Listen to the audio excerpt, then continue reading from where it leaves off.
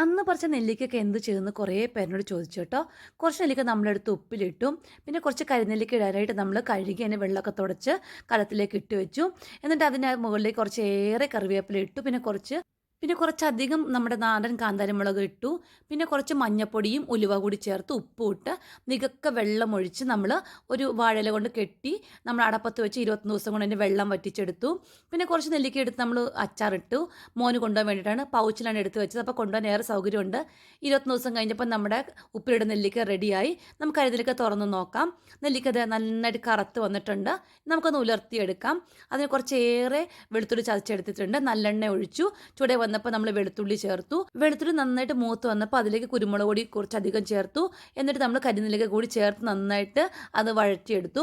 അപ്പം നമ്മുടെ കരിനിലക്ക റെഡിയായി. ഇന്ന് ക്രിസ്മസ് തീം അല്ല, ഇന്ന് ഞങ്ങളുടെ യൂണിഫോം ക്രീം സാരിയാണ്. അപ്പം നാളെ കാണാം. ബായ്.